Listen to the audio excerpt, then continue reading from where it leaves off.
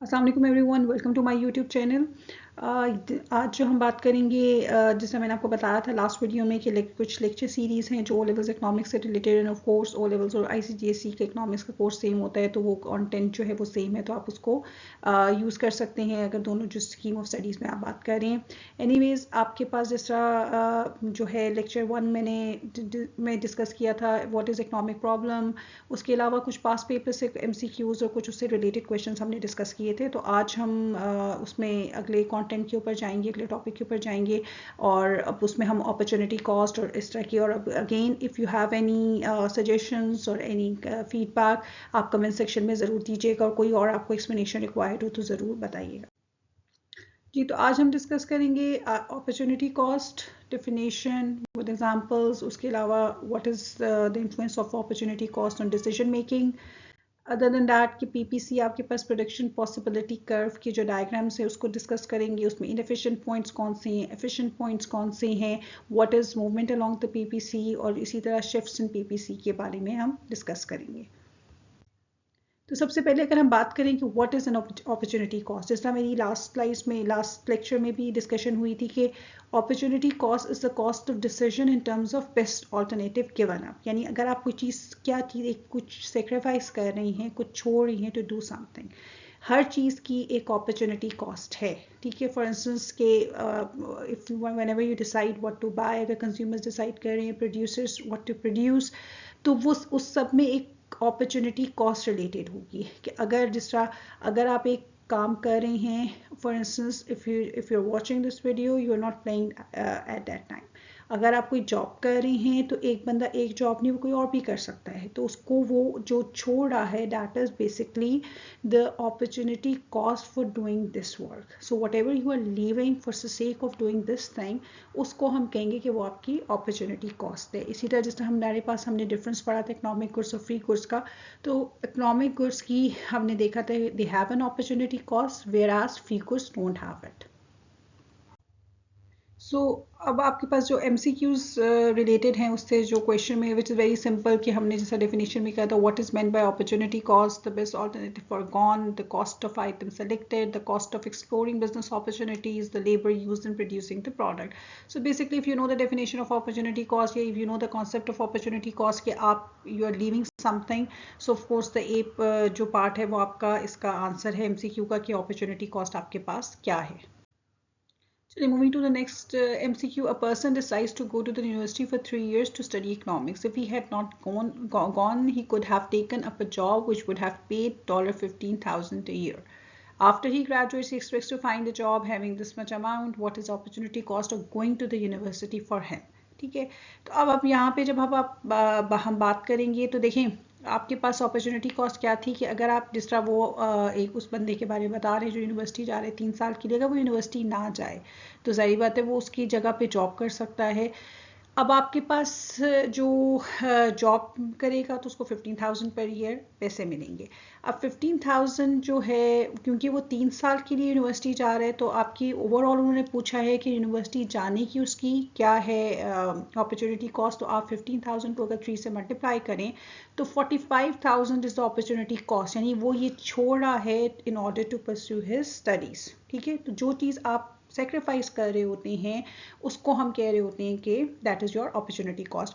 यहाँ पे MCQ का तो आंसर आपको पता चल के that is a C part, और लेकिन वैसे मैं आपको ये चीज़ भी इसमें डिस्कस करना चाहूँगी कि ये हम डिसाइड क्यों कैसे करते हैं कि कुछ जो आपके डिसीजंस होते हैं वो अपॉर्चुनिटी कॉस्ट पे बेस होते हैं।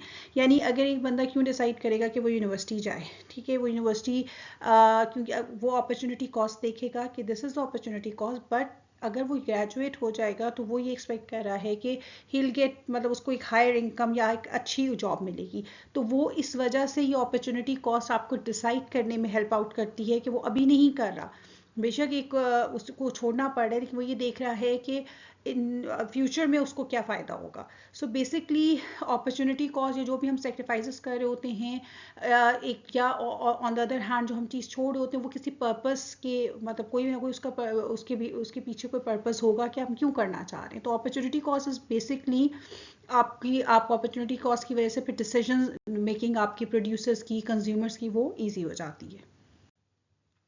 इसी तरह अगर आपका यहाँ पे एक और एमसीक्यू है कि an unemployed worker accepts a job, which of the following is the opportunity cost of his decision? ठीक है, यानी अगर आपके पास the cost of travel to work, the income from the new job, the leisure time lost, the training in the new job, तो of course the answer is C, that is the leisure time lost. यानी अगर जब वो unemployed था तो वो enjoy ना भी कर रहा हो, मतलब दे वो उसके पास फ्री टाइम था, तो अब वो क्या नहीं कर सकता, अगर वो जॉब करेगा वो फ्री टाइम उसके पास नहीं है।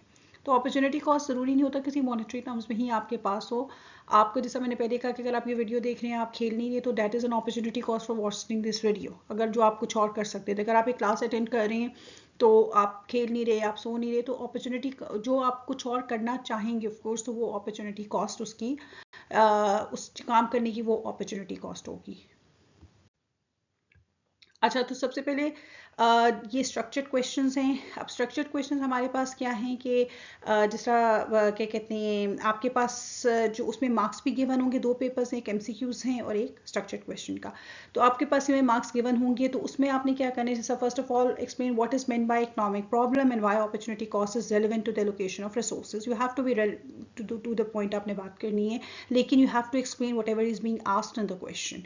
Like what is meant by economic problem? You have unlimited wants and you have limited resources, and that is why there's a problem of आपके पास economic problem आता है, क्योंकि आपने उन you have to fulfill your unlimited wants to those limited resources. ठीक है, और opportunity cost की बात आ गई। Why opportunity cost is relevant? First of all, what is opportunity cost? It if you are doing something, तो जो आपका best alternative forgone, that is opportunity cost, that you are doing something, so of course you are not doing some other thing, or you're not allocating the resources in the production of some other good, तो वो आपका opportunity cost है। Why it is relevant? Of course, whenever you have an economic problem that you have limited resources, you have to see that how you will allocate your resources to over there whenever you are making a decision.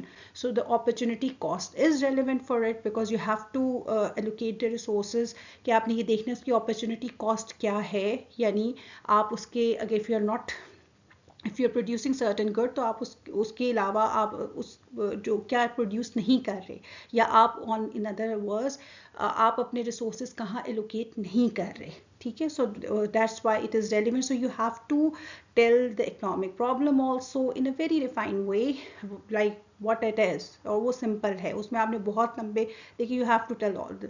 उसके बाद opportunity cost की भी आपने बतानी, then you have to relate it, क्योंकि अगर आप step by step चलेंगे then you will get the marks, और जहाँ आप नहीं करेंगे वहाँ के मार्क्स कट के हर उस पॉइंट पर आपको मिल जाएंगे। But you have to be relevant, और आपने उसमें कंसर्न करना ये नहीं कि अगर आप बहुत लंबा उसमें कर दें और जिसकी कोई बार बार उसको रिपीटेशन पे आ जाए। ठीक है, ठीक है, अभी मैं समझाने के लिए 2-3 दफ़ा में मेरी भी कुछ चीज़ें रिपीट हो जाती हैं, लेकिन आपने उसमें ये नहीं करना कि एक ही बात को आप बार बार रिपीट करते चले जाएं। इफ आपका जो भी कॉन्टेस्ट है, जो भी है, उसको रेलिवेंट रहें और टू द पॉइंट रहें।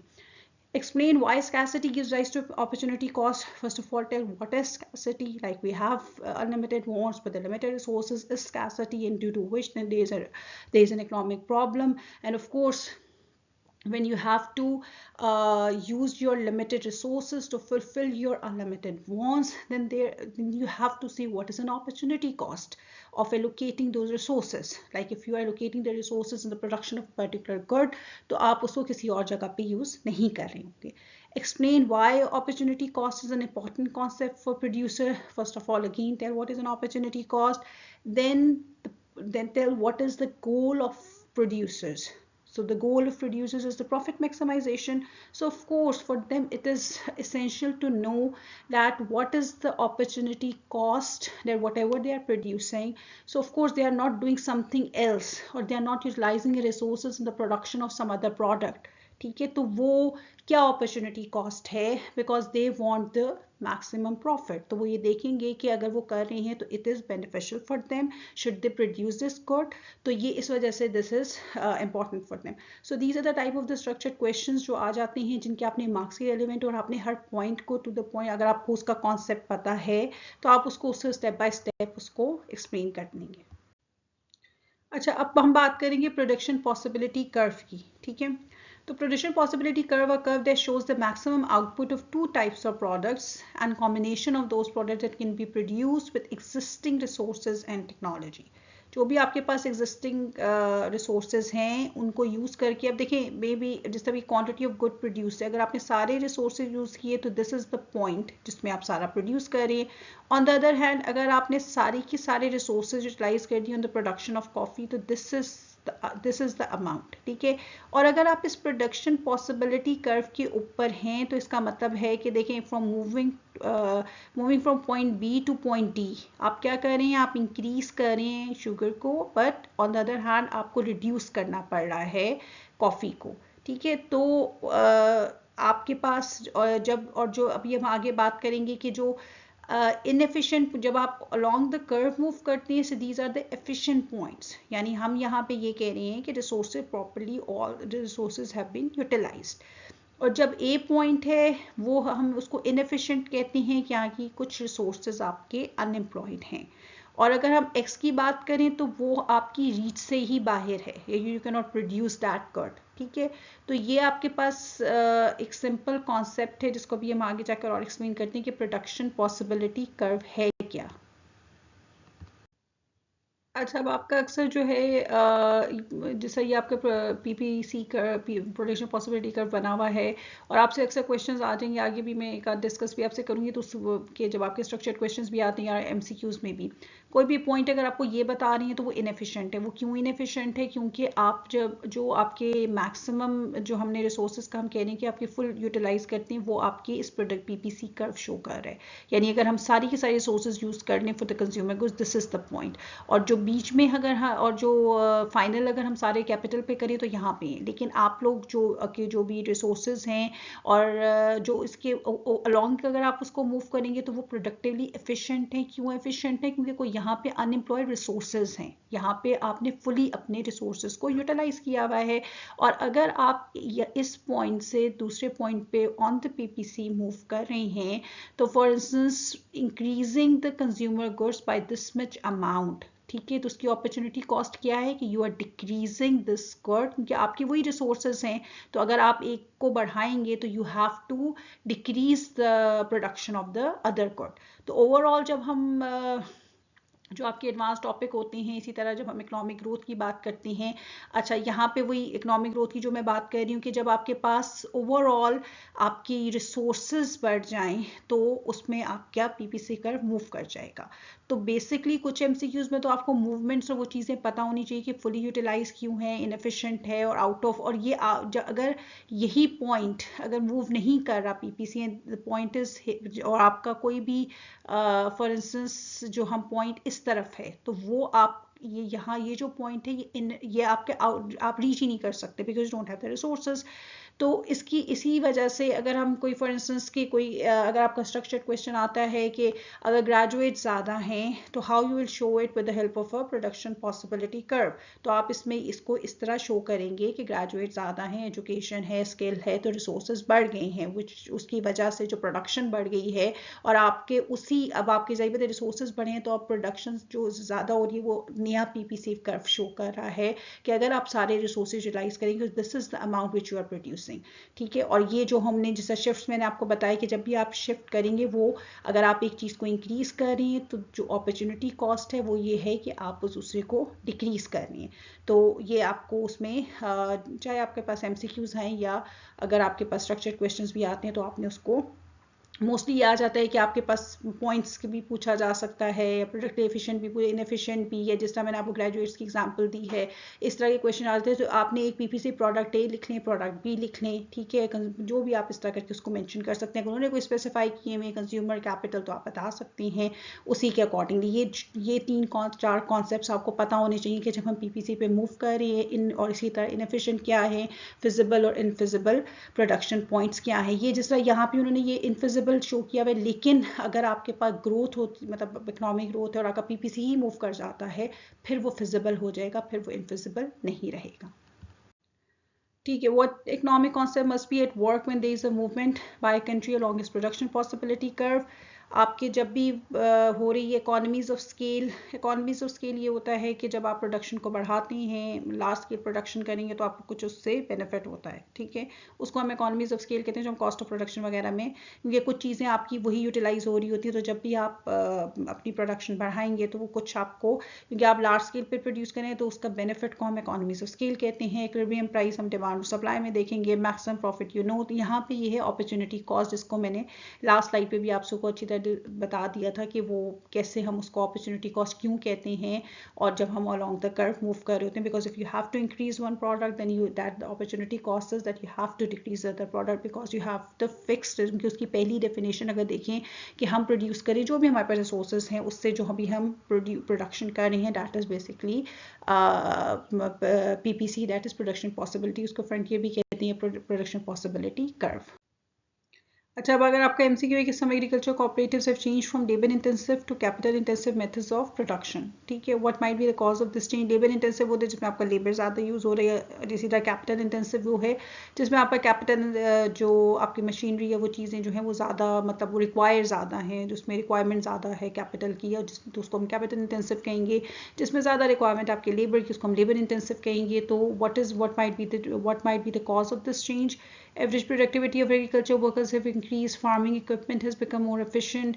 People are eating less food for the health reasons. देखें, अगर हम ये कह रहे हैं कि लेबर इंटेंसिव से कैपिटल इंटेंसिव हो रहे हैं एग्रीकल्चर, तो वो क्या है कि आपके पास सही बात है, फार्मिंग इक्विपमेंट जो आपका कैपिटल है वो ज़्यादा एफिशिएंट होगा, तो लोग चाहेंगे कि वो कैपिटल इंटेंसिव मेथड्स पे जाएं, ठीक है, जो चीज़ आपको ज़्यादा देखें प्रोड्यूस करके दे रही है। जब हम आगे बात करेंगे तो आपके पास लेबर है, कैपिटल है, तो आपके पास अगर फॉर इंस्टेंस एक मशीनरी जो है वो उसमें वो आपको काम करके दे रही है, उसमें आपको लेबर की रिक्वायरमेंट ही नहीं है, ठीक है। यहाँ पे मैं ये भी एग्जांपल दे सकती हूँ कि जो हम कहते हैं ना कि आप ही कुछ जगहों के ऊपर लाइक जब टेक्नोलॉजी की एडवांसमेंट की वजह से कभी कभी आपको लेबर की ज़रूरत नहीं है, कि अगर आपके पास फ़ोन बैंकिंग और ये चीज़ें आ गई तो वहाँ पे फिर लेबर की एम्प्लॉयमेंट कम हो जाती है, तो वहाँ पे थोड़ा सा ये उसको आप देख सकते हैं। इसी तरह यहाँ पे अगर आपके पास कैपिटल एफिशिएंट है या मशीनरी एफिशिएंट हो रही है, तो आप उन मेथड्स पे मूव करेंगे कि आप कम लेबर एम्प्लॉय करके और उस कैपिटल को यूज़ करके अपनी प्रोडक्शन कर लें, तो ठीक है। तो this is the reason that is the farming equipment has become more efficient.